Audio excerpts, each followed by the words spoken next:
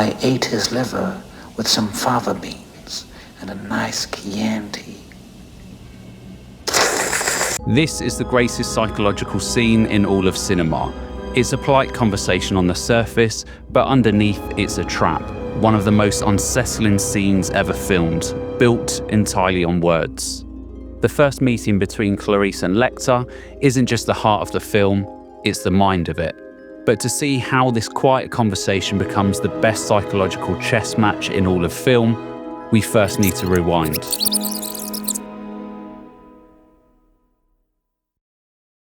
When we first meet Clarice, she's not chasing monsters. She's jogging through the woods, alone and focused. She stands out in a world run mostly by men.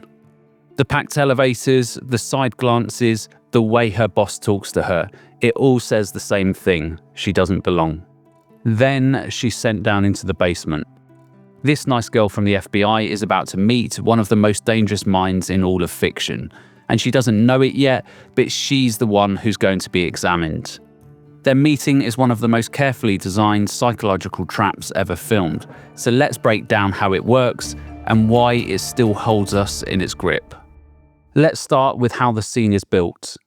Visually, it plays like a horror movie. The hallway to Lecter is long, dark, and symmetrical. Each inmate gets more disturbing. Then we see Lecter, standing still, calm, centered. Not wild, not pacing, just waiting. And that's what makes him terrifying. We expect a monster, but we get a man who looks normal. Clarice tries to be professional, but Lecter's already in control. He listens, he studies, and then he cuts her down. Do you know what you look like to me with your good bag and your cheap shoes? You look like a rube. A well-scrubbed, hustling rube with a little taste.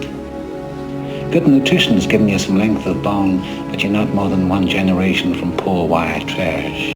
That's not just an insult, it's an X-ray. In seconds, he lays out her background, her ambitions, her fears. He doesn't shout, he doesn't move, he just talks, and every word is a weapon. Director Jonathan Demme helps this hit harder. He shoots their faces straight on. When Lecter speaks, he's looking right at us. When Clarice replies, we're in his place. This makes us part of the scene. We're not just watching, we're inside the game. The tension builds with silence. No music, just breathing, just the sound of thoughts. Even a small moment when Lecter sniffs the air feels wrong. It's subtle, but it hints that under his calm mind, something animal is awake. There's a brilliant tension in that balance: intelligence and instinct, logic and appetite. The scene becomes a slow tightening of that wire. The more Clarice tries to hold her ground, the more Lecter circles in. Every part of the setup builds towards imbalance. Who's really in control? It's a tug of war, and neither one is fully letting go.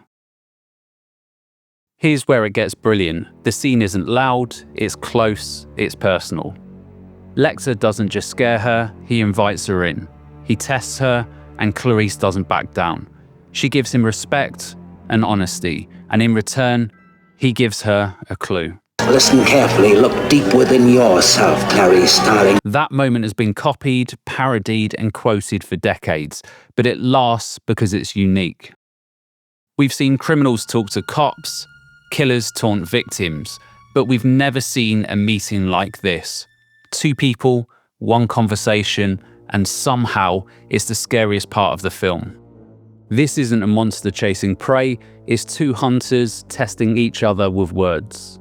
And let's not overlook the glass between them. No bars, no cage, just one thin sheet that makes the scene feel both safe and yet more dangerous. We can see them clearly, too clearly. That openness forces us to pay attention to every line and every eye movement. And the more we watch, the more Lecter starts to shift. He's not just testing her, he's helping her, or at least pretending to. That's part of the genius. We don't know his true motive yet. And we only know one thing: Clarice has passed some kind of test, and that scares us almost as much as if she'd failed. So what's really happening here? Well, the power flips. Clarice enters with confidence. She's the agent, the one with the questions. But Lecter flips it. He becomes the one asking, digging, pushing. He brings up her past, her pain, her childhood, and still she stays. That's what makes her strong, not force, but honesty. That is rather slippery of you, Agent Starling. Sit, please. Beneath the fear, though, something strange is happening. Respect and connection. She may not match his intellect, but her will is just as strong. And that's the danger. Lecter isn't just clever, he's charming. He gives her something no one else has. Belief. A twisted form of approval. And we feel it too. That's why we can't look away, why we remember it, why it stays in our head. This isn't just a scene, it's an experience. This scene is the whole film in one place. Horror without violence, a threat without a weapon, civility used as a mask. It's so rare that a scene is built on such stillness, but has such motion beneath it. You can feel the pull, Lecter gaining ground, Clarice holding the line. We feel like we're watching someone walk a tightrope between danger and duty. And the closer Lecter gets to her truth, the more we see her resolve harden. This scene is terrifying, yes, but it's also a character study of Clarice. She may walk in underestimated, but she leaves transformed. Now, The Silence of the Lambs won 5 Oscars, but this scene, it's only 8 minutes long.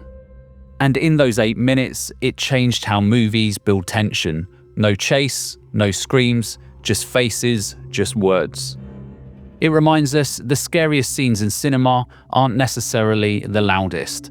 They're the quiet ones, the ones that see through you, that change how you feel, that make you ask what you'd reveal if someone like Lecter was watching you. It's a masterclass in control, performance, and structure, but more than that, it's about fear. Not of death, not of pain, but of exposure. Because what Lecter really strips away isn't Clarice's badge or training, it's the distance between who she is and who she's trying to become. That's the final power of this scene.